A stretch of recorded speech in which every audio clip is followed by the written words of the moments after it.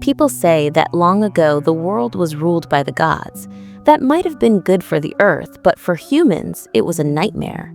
The gods walked among mortals, using their powers however they wanted, and ordinary people suffered. But one goddess had enough. Her name was Athena. She was the goddess of war and wisdom, blessed with incredible cosmic energy. She should have been on the side of the gods, but instead she chose to protect humanity. Athena selected a group of humans and taught them how to use cosmic energy. They became her warriors, protectors of both her and mankind. Their powers shocked even the gods. Some could tear open the skies or level mountains. As time passed, more warriors appeared. Together, they defeated the gods, turning them into nothing more than myths. But Athena paid a price. She was gravely wounded. She was reborn as a human girl. Without her divine balance, the human world grew chaotic. People fought among themselves. Some even believed they no longer needed a god's guidance, that they were strong enough to stand alone.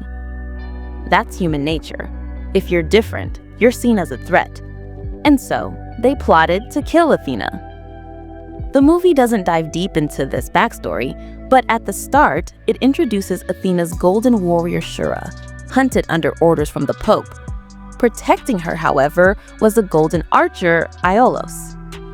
The two clashed in the skies.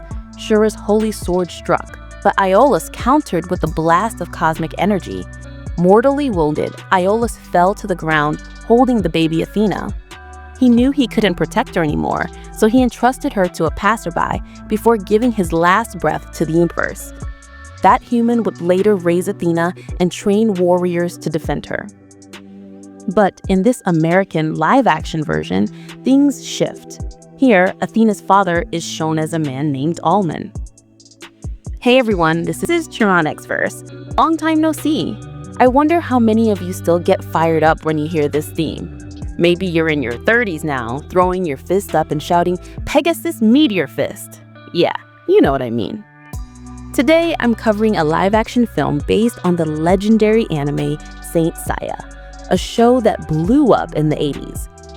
The movie kicks off in an underground fighting arena. Here, Athena battles a huge European fighter. The rules are simple. Make your opponent hit the floor. Athena dodges gracefully, almost like she's dancing, searching for her chance to strike. But the crowd isn't impressed. They whisper disappointed. Watching from above is Cassius, the arena's manager, and a fighter from the original anime.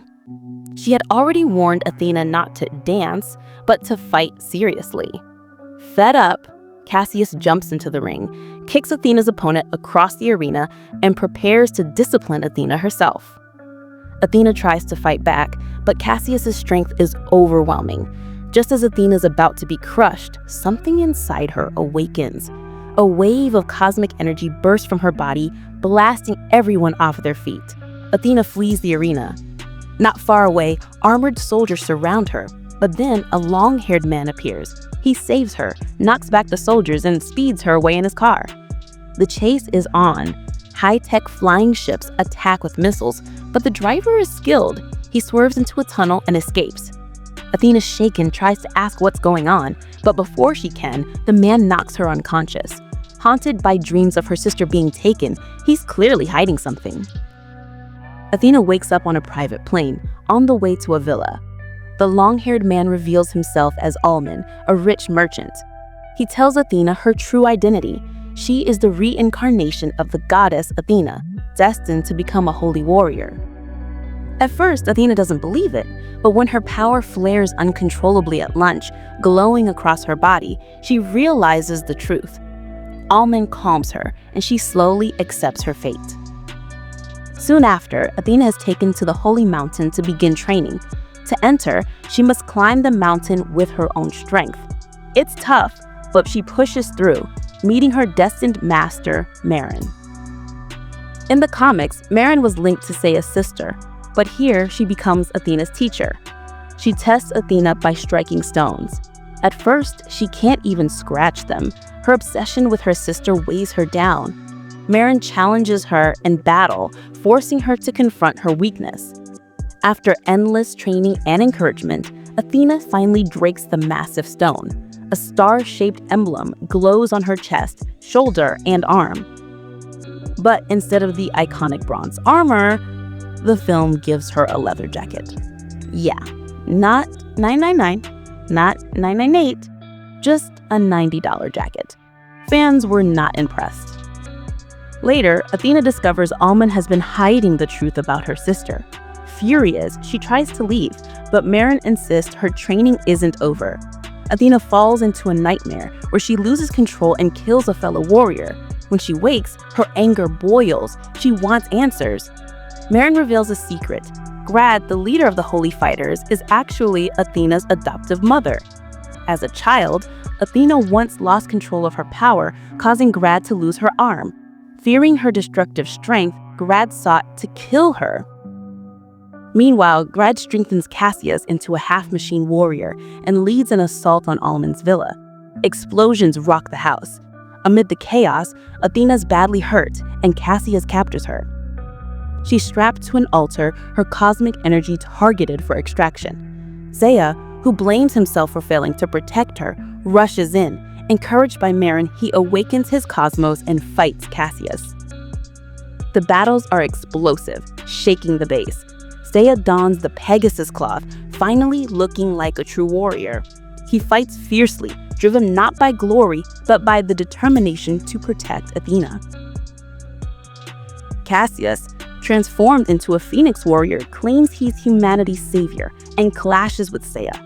Their powers collide in a massive showdown. Seiya unleashes the Pegasus Meteor Fist, his ultimate move. The energy nearly destroys everything. In the chaos, Athena awakens as her divine self, glowing in purple energy. Her power is overwhelming, threatening to wipe out everything nearby. But Seiya, battered and broken, pushes forward. He speaks to her, not as a goddess, but as a friend. His words reach her heart. Slowly, Athena regains control. A single tear rolls down her cheek as the destructive energy fades. She collapses into Seiya's arms.